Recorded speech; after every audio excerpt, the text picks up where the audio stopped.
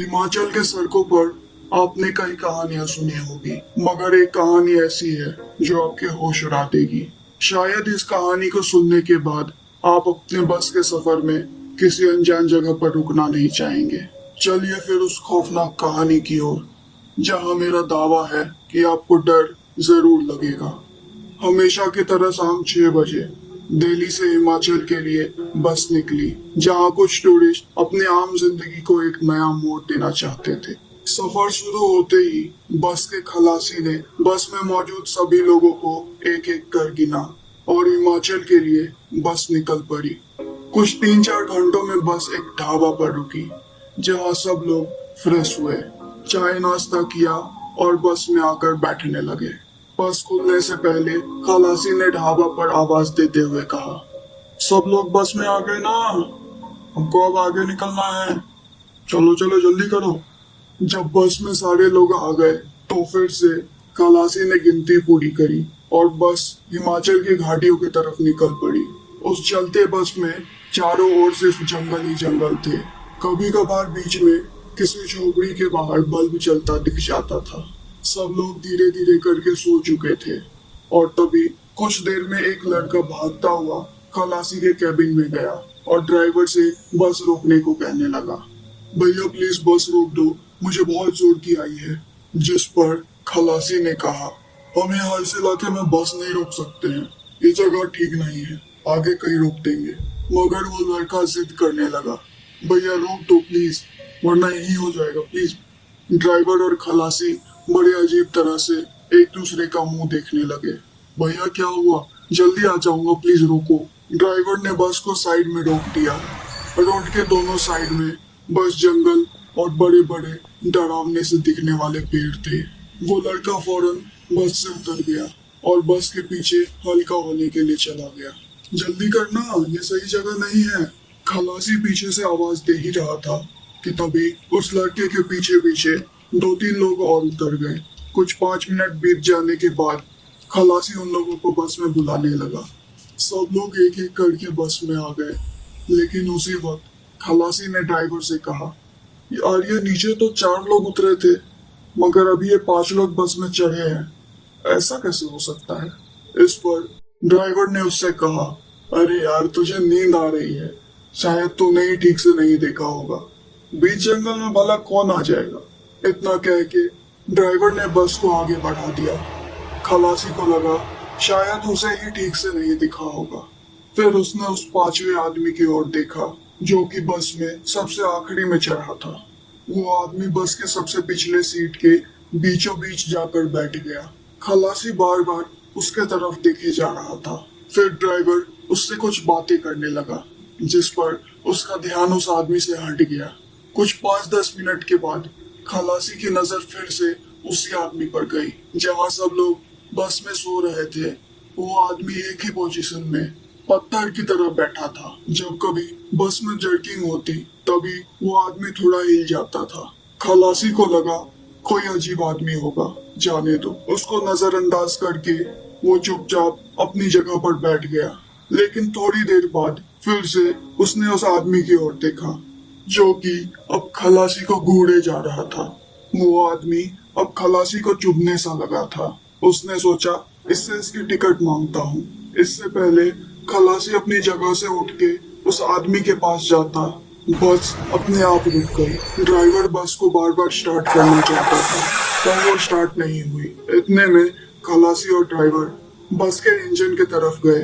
Bonnet खोलते ही उसमें से धुआं आने लगा। खलासी ने बस में पानी डाली पर दोबारा कोशिश करने के बाद भी बस स्टार्ट नहीं हुआ। कुछ 15-20 मिनट से वो लोग बस को ठीक करने के पीछे लगे थे पर इसका कोई फायदा नजर नहीं आ रहा था।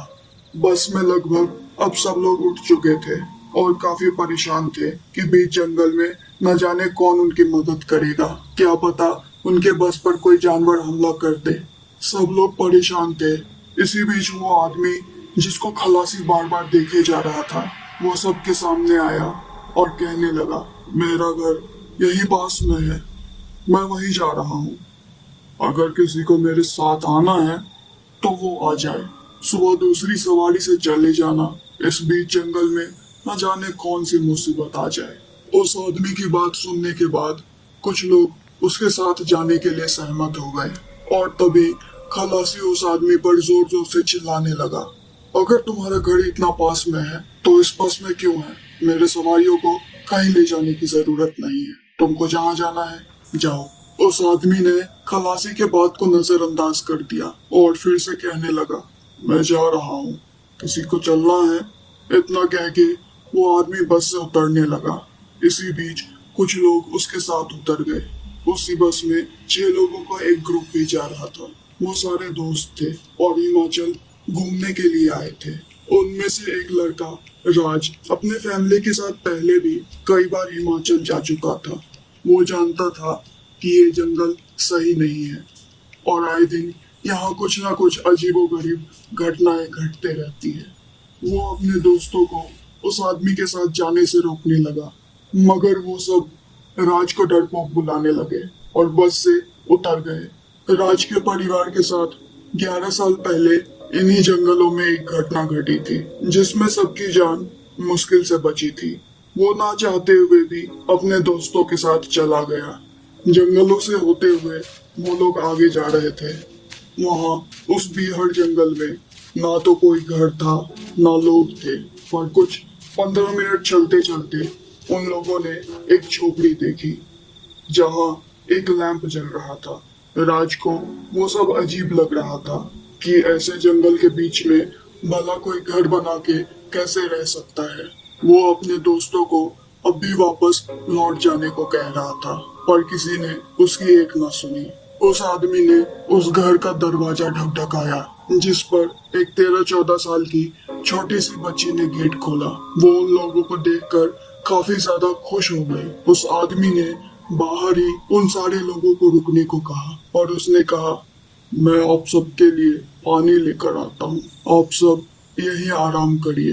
वो अंदर गया और पलक झपकते ही सबके लिए पानी लेकर आ गया। सबको हैरानी हुई कि ये इतनी जल्दी इतना सारा पानी लेके कैसे आ गया, मगर ज्यादा ध्यान ना देते हुए सबने एक एक पानी की गिलास उठा ली। राज अब जानता था कि वहाँ कुछ तो बहुत गड़बड़ है, मगर वो कुछ बोल भी नहीं सकता था। सबने जहाँ पानी पिया, राज ने चुपचाप पानी फेंक दिया और उसने बस पानी पीने का नाटक किया। उसने देखा सब लोग धीरे धीरे सोने लगे।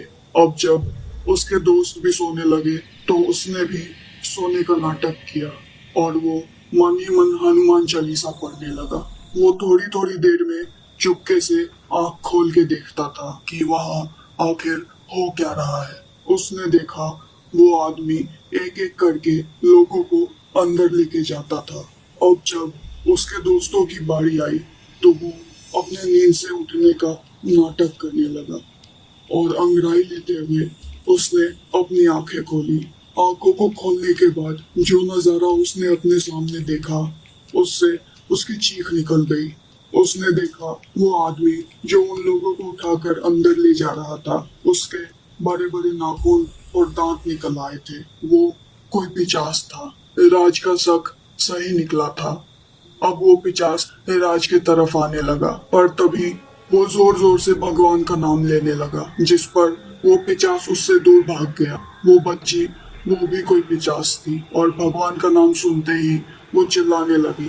राज उनसे अपने दोस्तों की जान की भीख मांगने लगा और वो अपने दोस्तों को उठाने लगा, पर किसी ने कोई हरकत नहीं की। तभी राज को अपनी माँ की कही एक बात याद आई। वो अपने जगह से उठा और भगवान का नाम लेते लेते जंगल से जाने लगा। उसकी माँ ने कहा था, कुछ भी हो जाए ऐसे चीजों को पीछे पलट कर नहीं देखना चाहिए। राज बहुत डरा हुआ था। जंगल में चलते हुए वो किसी तरह रोड तक पहुंचा, जहां उसने बस को खड़े देखा। वो भागकर बस में गया और उसने बस में मौजूद सभी लोगों को उस पिशाच के बारे में बताया। सब लोग बहुत डर गए थे। खलासी और ड्राइवर जानते थे कि वो क्या था।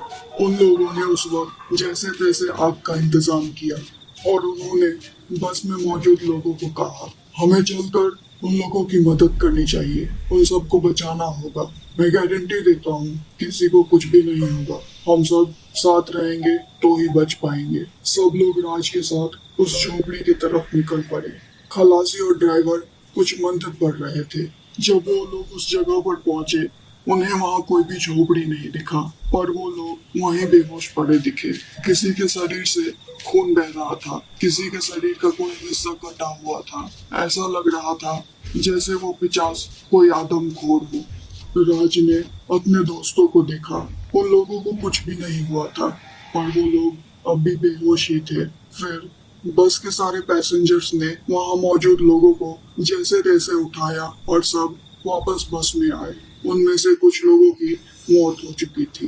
इस बार जब ड्राइवर ने बस स्टार्ट किया तो वो स्टार्ट हो गई। सबको दिल्ली वापस ले जाया गया और उन सबको हॉस्पिटल में एडमिट किया गया।